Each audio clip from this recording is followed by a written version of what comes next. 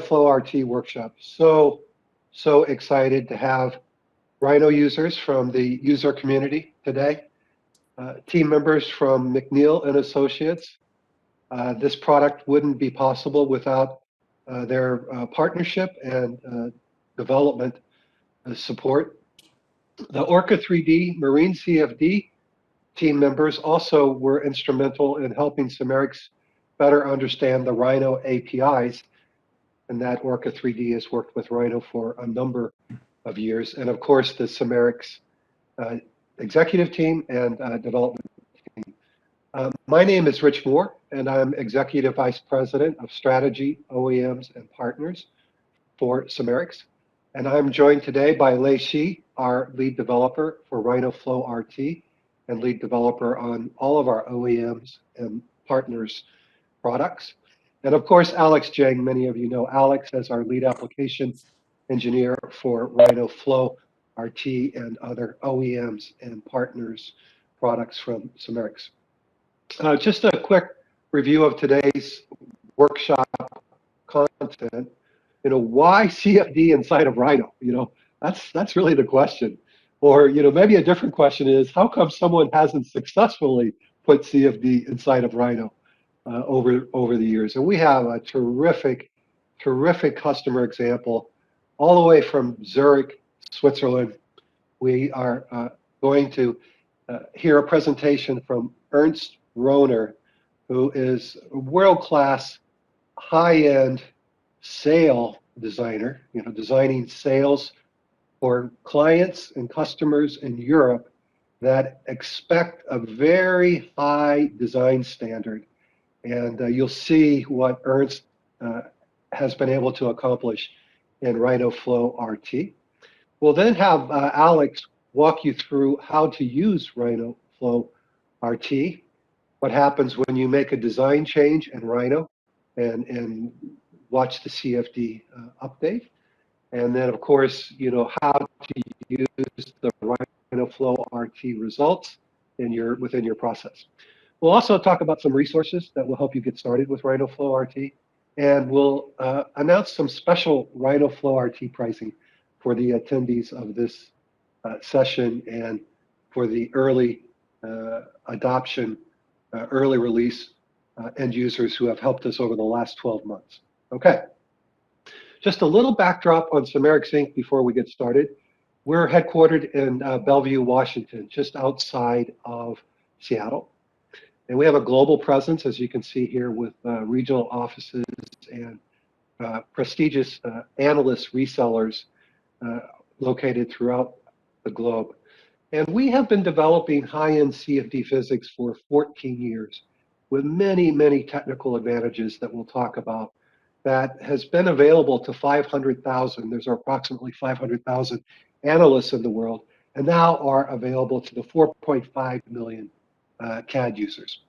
And just a little deeper dive on this story is Simerics MP is both a product and a platform. And the first product that we built was Pump Links. Many of you are familiar with that for pumps, valves, and compressors. And then Orca 3D, we took the Simerics MP platform and embedded it with Orca 3D, so naval architects and marine engineers in 7 mouse clicks can get a boat porpoising in the water. We embedded the technology into Korea with our PTC OEM partnership and a bunch of other partners. But really what we're here to talk about today is Rhino Flow-RT. And you can see we've done other and additional integrations here.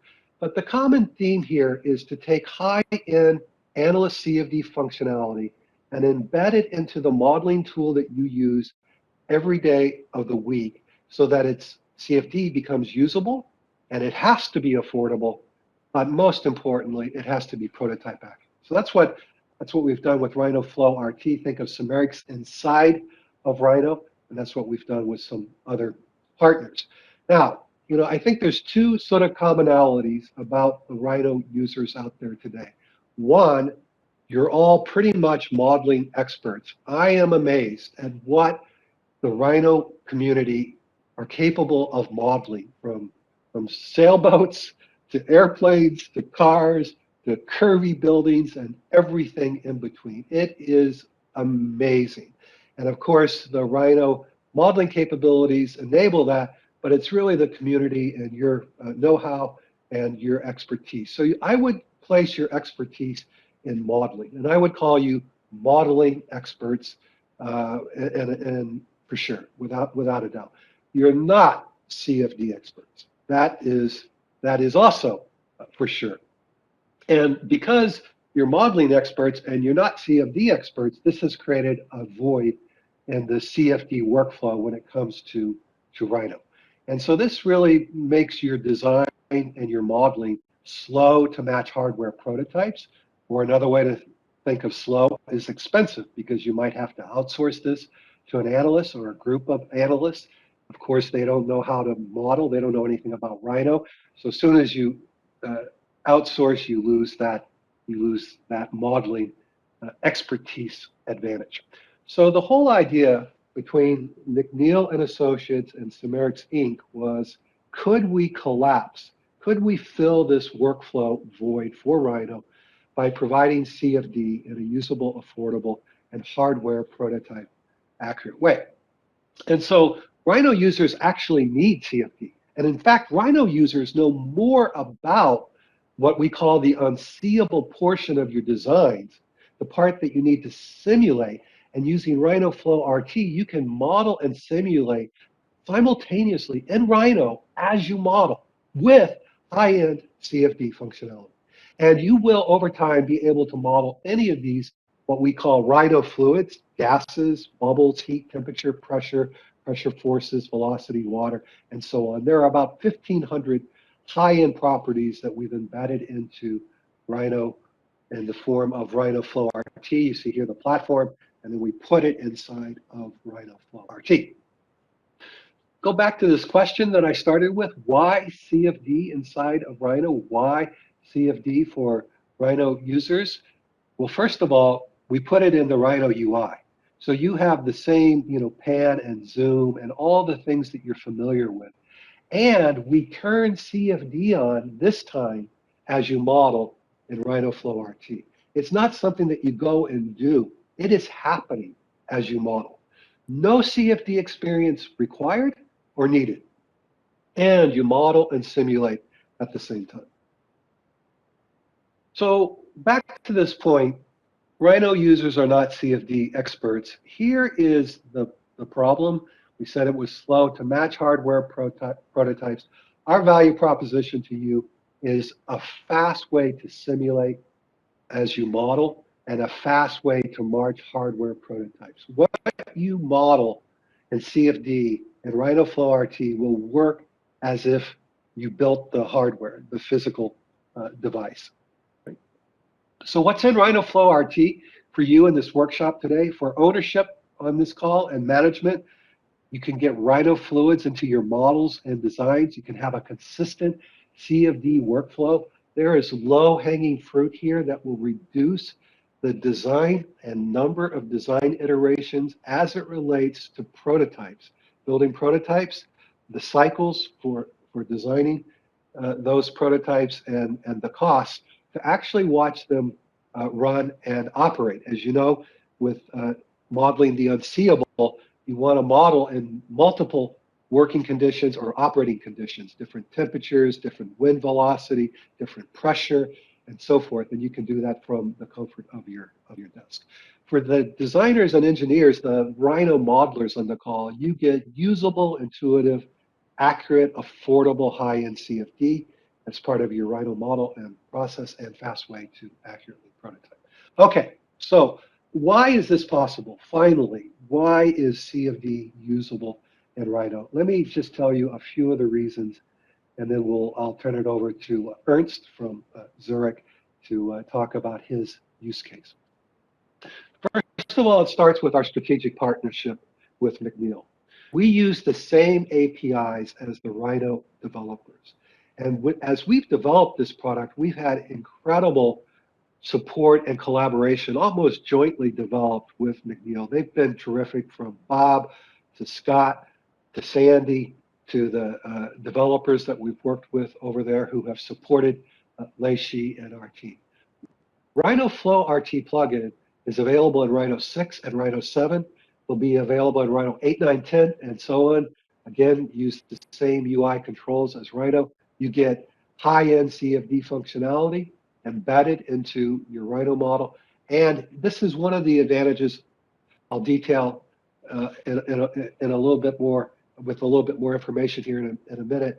The information, the CFD information is body fitted to the Rhino geometry. The mesh is actually body fitted to the Rhino geometry. So you get Rhino fluids for your digital models and designs. And Simerics, we do the development and we do the support for Rhino Flow-RT.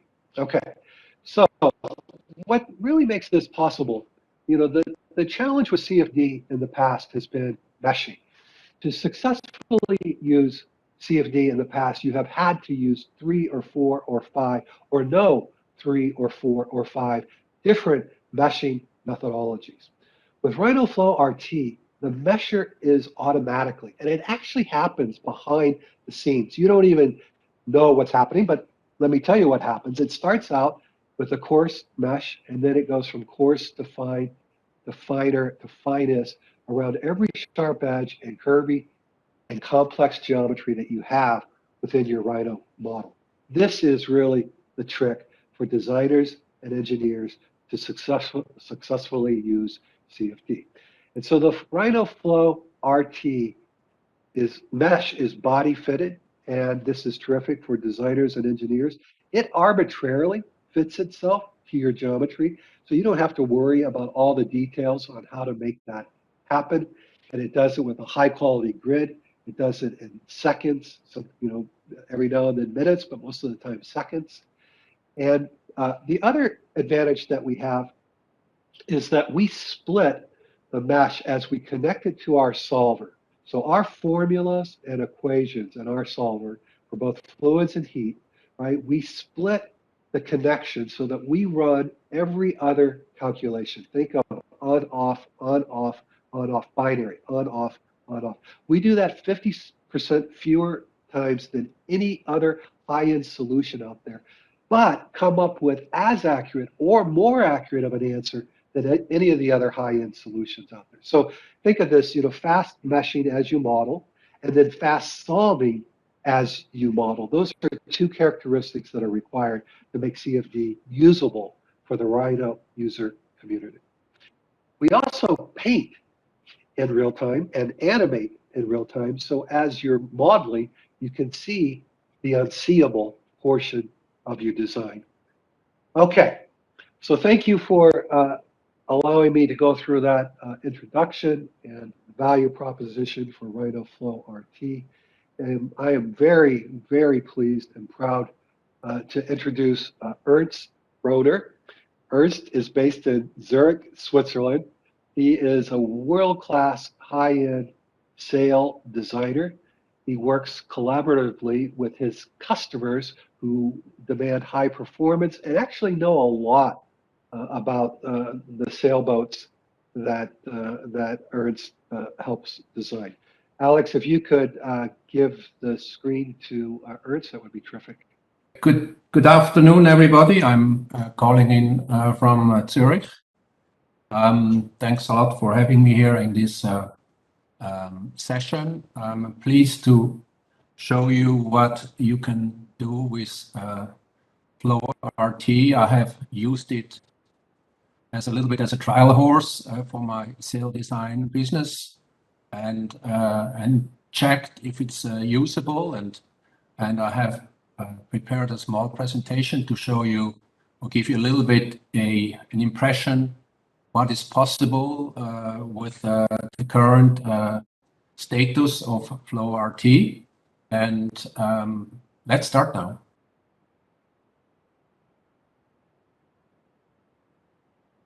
What you saw now is basically on the left-hand side, the real thing is the boat with the sail that I designed and had manufactured by a sail manufacturing company for my client. And on the right-hand side, you see the Flow-RT simulation. What I want to give you first, for all non-sailors, just a little bit introduction that what sails are. Sails are membranes. They are flexible. They are deformable. and they have a certain shape, they have a certain plant form, and when you go sailing, they generate forces. As you can see, as this boat has moved forward, it heels, it moves in all directions.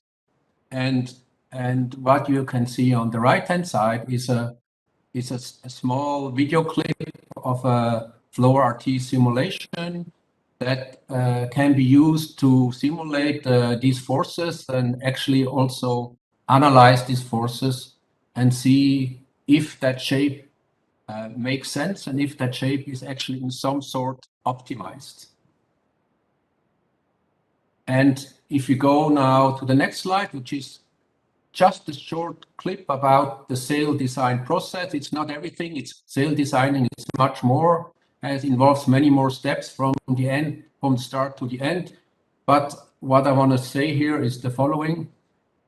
What I'm focusing in this presentation is just the sail shape optimization, which means after we have configured and found out the right plant form of the sails, that means how large they are and what shape and what size they have, we want to find out with Flow-RT how to optimize the shape of the sails, or what we sail designers call also the sail mode. So it's one small step in a quite lengthy process.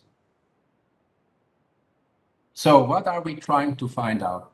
So we are trying to find, and we're looking for a flying sail shape, or what we call a sail mode, that if you look in this picture, we want to maximize actually the driving forces, because we want to move forward with this boat as fast as possible. Unfortunately, there are always heeling forces, which means there's the blue arrow, which means that these forces generated by the sails, they make this boat heel and lean over, and that's not good. The more you heel and lean over, the more uncomfortable is first the ride for the people on the boat, but also the slower you go. But also, like with any foil, and then a sail is a foil, this also creates drag forces. And of course, we want to minimize drag forces. But you cannot do this in a kind of airless space. You have to always put this simulation in defined wind conditions, but also you have to take care and you have to understand the constraints of the boat and of the rig that is given either by the plan or by the boat designer, and you have to understand what's possible with this boat, what kind of righting moment he has, and also the whole rig configuration and how this works mechanically is very important in order to design proper and functioning sails for any boat. And when you design and look for a good sail mold or a good sail shape, and this is just one possible path of an optimization. There are many other types of optimization. I just want to show you something which is actually quite intuitive and you can easily understand. You can make it much more elaborate and also with artificial intelligence in this day and age, but I thought I'd show you something that is easy to understand. And when you look at the sailboat on this picture, you see two sails. And if you would take a cross section of these sails, which you see on the right-hand side, you see, if you follow my arrow, you see this is actually the sail shape here. You know, this is basically the cross section of the sail shape, and you have certain parametric variations that you can undertake on this cross section. First, you can change the entry angle of the wind comes from here. You can change the entry angle of the section. You can change how deep the sail is. You can change the position of the depth. Then you can look also at the exit angle. And there's about six important factors here that you can change, and some have more influence on the drag force and on other forces, and some has, of course, less impact. But an easy approach is actually what you do. You take one of these factors, then either in Rhino or in another software, you create with these factors, you create 6 to 10 parametric sail shapes variations using only this one parameter, only for one sail. You start only with one sail and leave everything else the same with the other sale. Then you go into Rhino. You run these 6 to 10 sale configurations that you now have with one factor, and you make a configuration, or you make a flow analysis, and then you get some results, you get some numbers, and then what you do, you take the best value of this very small simulation sequence, and you take this as the next child for your next factor that you're going to optimize. So what you call this, is kind of a local optimization process. And you can do this now. You can go for each sail. You normally start in the front with the head sail, and then you work through these factors, and then you go to the aft sail and you work through these factors. So when you think about how much work this is, you have basically 6 design factors. You have, in this instance, you have 2 sails. You have 6 to 10 shapes. You maybe have 1 to 3 angles of attack that you want to simulate, so you get a good average. You have maybe 1 wind velocity. So this makes you, depending, 216 to 360 simulations. So you can see this is actually quite a lot of work. And I think if you do that, what is important is that you get reasonably quickly to a result. And it is not so important that you get, let's say, the result from an engineering point of view. You know precisely how many Newton of force you get. But what is equally important is that you have a good understanding that your sail design process is going in the right direction in general, so that you're not going into a stupid way or making a stupid sail shape and use this as a next child. That's obviously not a good idea. So you can do this multiple times, and over time, when you do this, you get an overall optimized solution that actually works quite well. So, and if you use now Flow-RT with the simulation initialization, and I've done that a couple of times, what you see here now is an example for a downwind or a wind coming from the side. It has a larger sail at the front. It's called an asymmetric spinnaker, as called A2. It has a stay sail and the main sail. So it's already a little bit more complicated. You have not only 2 sail shapes, but you have 3 sail shapes. So it's a more complicated setup. And what I found actually quite convenient and easy, and I've used many other CFD programs actually. But what is nice, that you can really work inside Rhino. I think that's a great advantage, that you don't have to switch all the time, because that is always error prone and always, creates a mess. And secondly, I think that's the easiest initialization process so far for any software suite I have seen when it comes to CFD. I think there's nothing easier on the market to use. You can see it on the left-hand side. You have only do the bare minimum. Of course, there can be advantage or disadvantage, but I think from a designer's point of view, it's absolutely sufficient. So I think that's a really good solution. Then also, I have done before in other programs, I had to do my own meshing, and I can tell you, it's sometimes really hard, because you get errors, meshing errors, and then you have to find out what's going on, and that's a lot of time consuming. And if you have to do 360 simulations and you have to deal with meshing errors, it's a real headache. And that's something I don't have found here, I must say. So this is really helpful, and it saves a lot of time. Also, you have I would say overall, you have a good visual control. I think that's important, that you understand when you start the simulation, you set it up, that's done correctly, because that helps you also to avoid basic mistakes when you do that. So I think that's really well sorted out.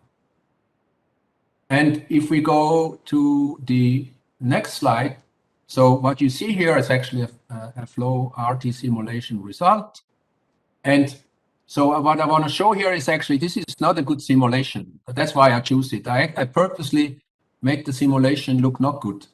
And maybe you wonder why, but I think it's important to understand. And what you see here actually, when you look at the sails, it's a nice picture, but it's not a simulation I would actually use. Because what you can see here, and I think what I want to show here is you can I show you now the pressure, the different pressures on the sails, and you can see also what is nice. You can see the streamlines, and you obviously see that there's a couple of things are wrong here on the A2. Okay, there's not enough lift being generated at the head, and this has certain issues here. I don't want to go into details. What you also see is that the angle of attack of the stay sail and the mainsail is actually not good at all. Should be much more. You see a lot of turbulence here and here on the back of the sail. And if I would look not only from a pressure point of view, but also you look at the stream velocities, you look at other factors, you would see immediately this is not a good simulation. Although you get results, the program shows you, you have a driving force of about 3,500 Newton. I would throw it away because I know it's not good. And I think that's an advantage, that you have an easy verification or a visual analysis, because if you do that, you should have an idea how a good pressure distribution should look at the sail. I think that's important that you understand what you're aiming for. And I think that's a real advantage of Flow-RT. You can also slice the model. You can put in different niveaus, and you can look at it from the Z niveau, the X niveau, or the Y niveau, and you can look at your flow, and you can check if it's properly aligned with the sails or not, and so on and so forth. So I think you can do a lot visually. Just from a qualitative point of view, you can actually have quite a deep insight already. But then, if that's with all the quality factors actually after examination are correct, then I think you get an easy.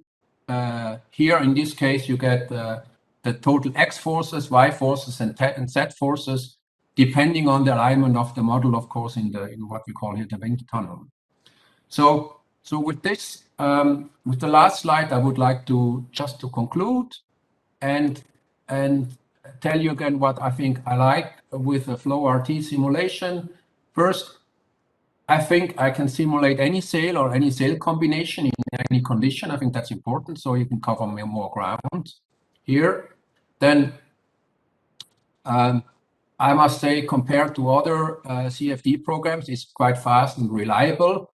I think mostly when you work with the fine resolution. I think when you work with the less finer resolutions, it's much faster the result, but of course it's less. It has less information. Then what I like also, and I think it's very handy, is when you change the angles of attack. That's something I need to lot. It's a feature I use a lot. It looks like as Flow-RT is not remeshing, or it basically saves you a lot of time. It just goes again into computation, and it changed it when you normally use about 300 iterations for one result, and you change the angle. It only uses an additional 150 iteration to come to the next result, and then another 150 to the next result. So I think that saves a lot of time. Is a very handy feature. Then also what I just showed before, the resulting airflow pressure can be visually investigated quite well and also filtered. You can say, I want to see the positive pressure or the negative pressure, and you want to make sure that you don't have a wrong pressure in any location of your sails. You can check that. And also you have some numerical output of forces that you can later take into a spreadsheet or use later and build a little database about these simulations, and then come to your more numerical related conclusions. So thanks a lot for listening to me. I hope it was interesting, and if you have any questions, let me know. Thanks a lot. Thank you, Ernst, for that very professional presentation. And we will open it up for Q&A at the end of the workshop. I had one question. What kind of hardware do you have? I have an old Dell. I think a 5-year-old Dell. Don't ask me about the processor. It's an i7, but I think 5 generations old. It uses, when I check my system, of course, everything runs on 80%. I have 4 cores and 8 threads, so everything is being used. Actually, it would be interesting to know if I ever would buy an 8-core machine, which is very affordable in this day and age. If that would bring me also a performance boost or not, because you must understand the time you spend here is to find the results. This is a lot, and anything that reduces the time is quite valuable. Good, good. Thank you for that. Alex?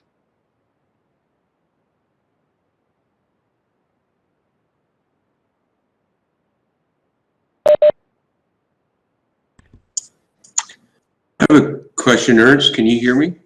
Yes. My name's Paul Beaker. I design boats and as The well. 14th, right? Yeah, 14s and moths and big boats too. Some America's Cup boats.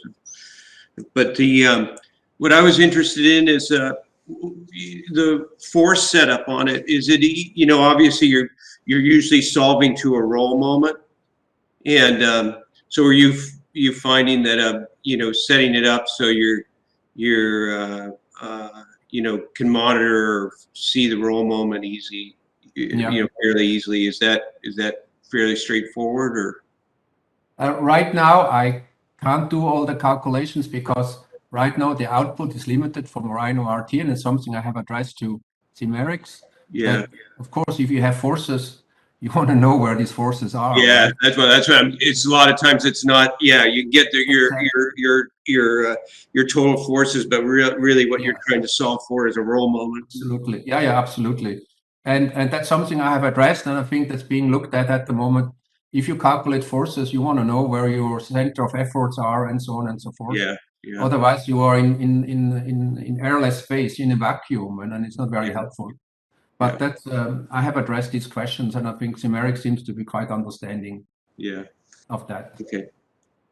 But actually, it's quite useful. You know, you can do already with such a like a small. I mean, I have to be careful what I say, but with this setup, you can already do. You know, you can come to already quite good conclusions. Yeah, I was looking forward to it. My moths just they've got first through sixth in the moth worlds, and we're going to do some changes on the hull shape, and I was hoping to use Flow-RT to look at, you know, the airflow around the hull shape, which seems like for that, you know, roll moment's not so important. You're really just going to be minimizing drag. So yeah, it will be fine. Yeah. And you can see, and you can also check later with the visuals where your drag where is, the separation where the pressure is, you know, and where the drag is coming from. So you get quite a good insight, you know, what you need to change. Yeah. Could change. Yeah. But your moth is so fast, you know, what you want to change actually. Yeah, you got to keep moving, man.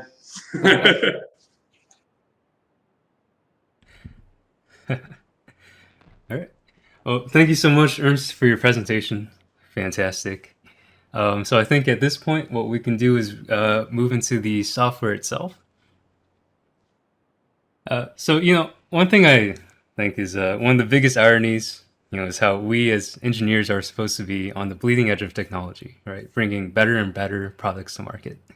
But, you know, still today, we still use a lot of historical trends and models for, you know, sizing, shaping, and even the more advanced tools are decades old, right? And a lot of these methods were created with respect to manufacturing processes and tolerances from, well, decades ago. But advancements in manufacturing like additive and generative design, along with lighter and stronger materials becoming more readily available, engineers today are now really able to push the envelope and design to a level of precision like never before. That's where Flow-RT comes in, to really help users like yourselves really perfect that trade-off between form and function. All right, so let me bring up my screen here. And, you know, that's where Flow-RT comes in, to really help users, you know, push that envelope. With real-time feedback on the design changes you make, you can really leverage your experience and tweak and trim to your heart's content with proven and reliable results to back you up. So you can really think of Flow-RT as your virtual test bed without the hassle of, say, calibrating a wind tunnel or renting out a water tank, really freeing up your time to focus on the design as opposed to the time and money cost of, you know, physical prototyping and, you know, really kind of guessing your way there. Right, so here we are in Rhino. So to boot into Flow-RT, all you have to do is go to the tab, click New Project,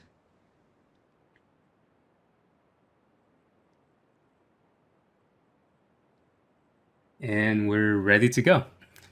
So of course, Flow-RT was designed to be as simple and intuitive to use as possible. So really, we're just following the prompts on screen here. In this case, we're going to run an external flow analysis on this jet aircraft.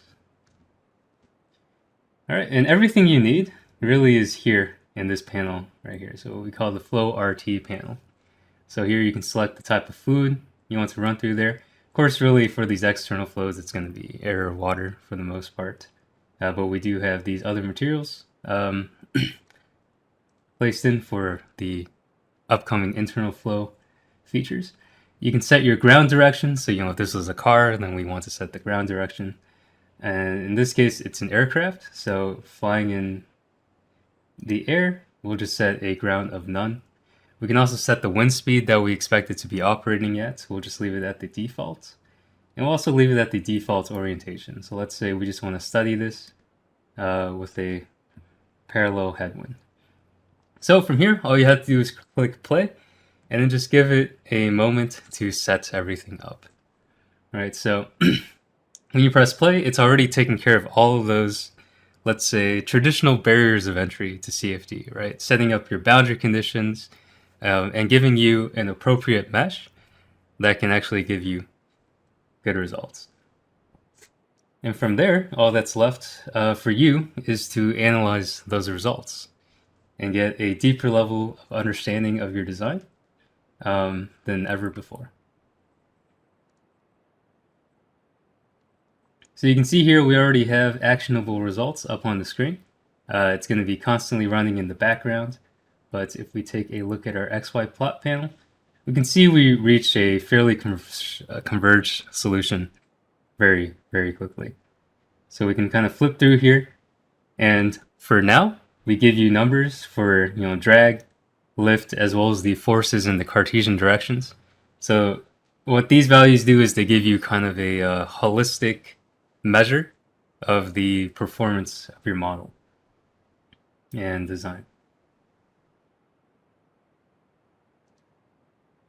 All right, so I'll kind of collapse the XY plot panel here, and we'll just go through every single control here in the Flow-RT interface. So probably what we want to do here is take a look at our results. So if you click on this icon here, you can actually hide that little 3D wheel, so you can focus on your results. So of course, this is a plane. It is a production model. So it is fairly well optimized, I'd say, as far as design goes.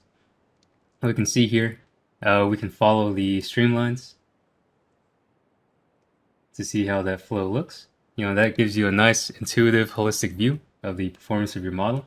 And you also get a view of the pressure contours along the design. So the cool thing about fluid dynamics is everything kind of has an origin point, right? Stuff downstream will affect things upstream. So from there you can really pin down and see what may be causing some, let's say, inefficiencies in your design. All right, so walking through the panel here. So we do have this icon here for showing and hiding the results on the surface itself. So in this case, you're going to be looking at your pressure contours, right? You can see the difference is between your high pressure regions and your lower pressure regions. So one thing we can immediately see from here, so purple, of course, being the highest pressure areas, what you want to look for in your designs is kind of like a smooth transition between high pressure to low pressure. When you have sharper changes, like in this case here, what you can infer from there already is that you have flow separation. You have, recirculation or something like that. And so, of course, ideally you have something like a knife blade where it slices through the air smoothly and the air travels over it smoothly as well. But of course, higher velocities, limitations in manufacturing and design, of course, there's always that trade-off. All right, so already we can see here, areas that are causing that flow separation. We can see our nose is fairly well designed because we have a less intense transition there from higher to lower pressure. But we do see on the wings, right, we have this high pressure at the leading edge, but then a sharper drop off along the wings. So we can already address and see, these areas that are causing flow separation. And again, just inefficiencies in our design. Going left to right here, let's see, we have our probe points. So this is a way to kind of get in that specific value on those different color contours. So we can see negative 176 pascals here. We're using absolute pressure, so that's not a problem. We can see negative, we can see 85 to 100 to 30 here on the leading edge. So that gives you an idea of the magnitude of that difference between the two. Continuing here, left to right, we have our section view. So this is a 2D plane. You can see here, of course, you click the icon to toggle them on and off. And then if there are additional controls, you'll find them with the drop-down menu here. So in this case, we can reorient our plane in the Y direction. And now we can also visualize the contours of the air around, right? So we can get a better idea of the extent to which we're seeing that flow separation and the like. So we can see this kind of pressure bubble here as it hits the nose cone dead on. Of course, we can also walk this section view around. So we can take it a bit to the right here and also visualize that flow separation around the wing. Okay. Of course, we have our streamlines. Flip them on and off. You can also play with the sizing and the animation speed as well. Especially great for making presentation materials and the like to show customers why your design is better than anything else on the market. And we also have the isosurface. So this is also a fantastic tool. This is kind of like a combination of all the post-processing you saw. You take the section view, you take the surface contours, and you get the isosurface. So how this works, and we'll look at the additional controls here. We can say, for example, we can look at all these different properties in the panel. I'd say velocity magnitude here might be most useful. And we can also take a look at the below value option. So this kind of, what it does is you can set a criteria, and then from there you can kind of play with the slider and see what meets that criteria. So your lower velocity regions are again going to point to your recirculation regions, your flow separation regions, where the air is kind of collapsing in on itself, circulating around in the model, as opposed to just kind of shedding cleanly off, which would give the ideal aerodynamic performance. And we can really take this and again just see where those problem areas are and to what extent they're causing those problems, right? So we can see definitely the nacelle here causing a substantial amount of that flow separation. Okay, then we have the monitoring points. So this is similar to the plot probe, but this you can place anywhere in space and get specific values. So this is typically how you're going to be measuring values specifically from the surrounding ambient air. And the values from that monitoring points are found here in the XY plot panel as well. And then you have your velocity vectors, which can be taken from an isosurface. So if you have the isosurface on, you'll see the velocity vectors. Similarly, if you have the section view turned on, you'll get these velocity vectors as well. Of course, just like everything else, you have some controls as far as like sizing them. Might be a little too large. Maybe we take the head size a little larger. You take the size back down to 1.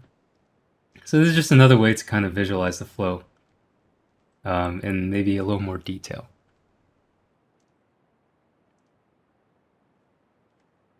Okay, so from here, we have a full suite of results here. We have a good idea of what's causing issues in our design and what we might want to adjust down the road. So for example, what I can do here is start making changes. So maybe the first thing we want to address, probably the most easiest, is the nose cone. First, I'd say aerodynamically speaking, it works quite well. But again, we're here to push the envelope, right? So with aircraft, you have very high safety factors. So you'll see a lot of things that are rounded off when you could definitely make them sharper. So for example, let's come in here and just make some kind of rough changes to start, right? We just want to see, what if we did this, and then just kind of explore that design path for a little bit. So for example, I can just come in here and just kind of pull the nose cone out of it. Maybe make it a little sharper. Whoops. Let me try that again.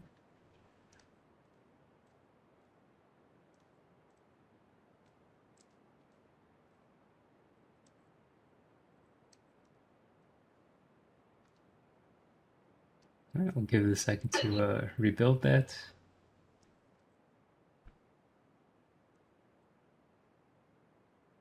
All right, so of course, probably not something you'd actually want to do, but just as an example of kind of the what if scenarios and the like you can really explore here, right? Again, you're not limited by tedious hand calculations or having to build and operate a prototype. You can really do whatever you want here. So we can go in and make our changes. All that's left to do is hit play again.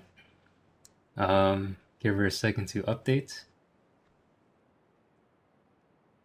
And we should get a strong comparison to our previous iteration.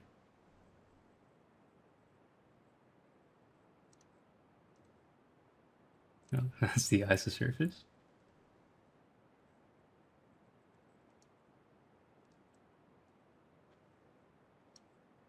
All right, there we go. So of course we have all our post-processing from before saved as well. So you can just flip them back on and again just get that kind of side-by-side comparison. Of course the results are still developing, but you can see that pretty clearly. And again, we have this nice holistic number here to give us comparisons, right? If if we've decreased our drag, if we've increased our lift, as is the objective here. And again, just really find and understand that trade-off between the two. So might as well wrap it up here with some of the more advanced. So of course you have your fidelity here. So depending on what stage of the design process you're at, which one's going to be the most appropriate. So we find normal works pretty well for that good trade-off, right? But once you're getting down to the brass tacks and really nailing down your design, you do want to switch it over to the fine resolution, which is just a little drag over that way. And then going into the more advanced options, and I would say 99% of users will not actually be using these, but it is there. So for the bounding box, you can actually set a manual size for your wind tunnel. So of course, larger is always better. So if you do have the extra time and computational resources, then you can sit here and play with that. You can also control the type of boundaries that are on the bounding box. So say maybe you want to test it in a tunnel, then you can actually switch these from open to wall and really just close off those sides for a more appropriate model of what you're trying to simulate. Thank you, Alex. Okay, just a couple more topics and then we'll go to the Q&A here. Can you see my screen? No.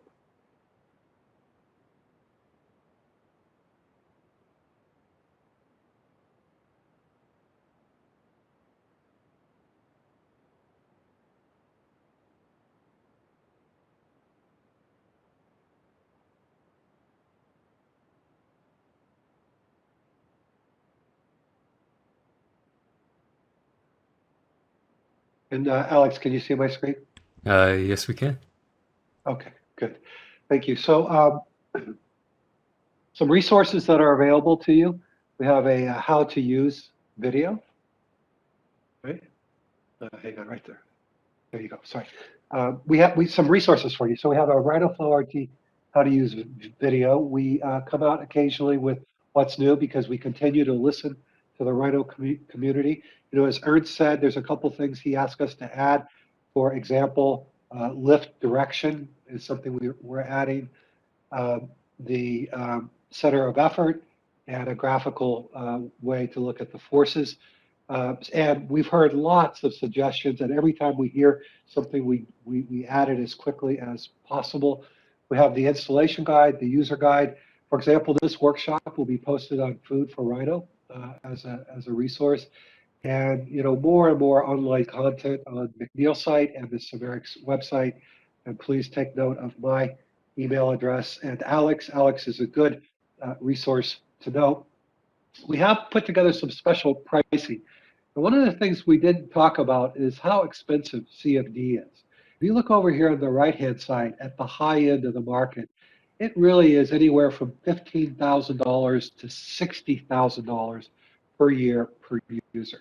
So very expensive, not really reachable by most of the Rhino users in the marketplace today. So what we've come up with is an introductory price of $1,495 per year per user.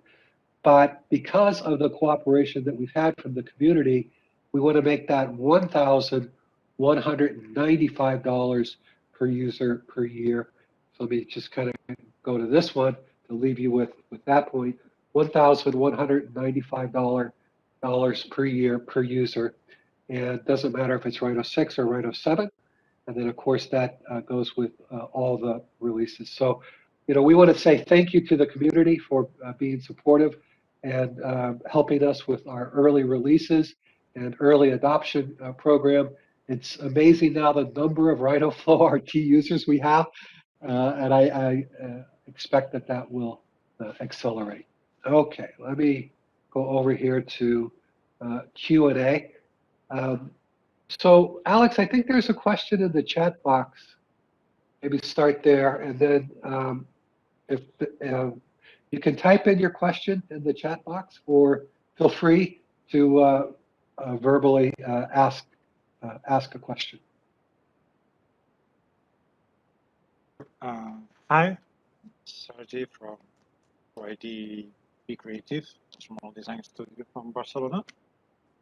It seems that actually the maximum cores used by the software it's around 8 cores or something like that. Because I had access to a multi-core computer with 12 cores, and it was just like around 60% of CPU usage, So if there is an option to like increase the number of cores working, more parallelization. So the Rhino Flow-RT package product comes with up to 8 cores. Up to 8 cores. We do in the platform, Simerics MP, have the ability to go from 8 cores to 16 to 32 to 128 to 512 and so on.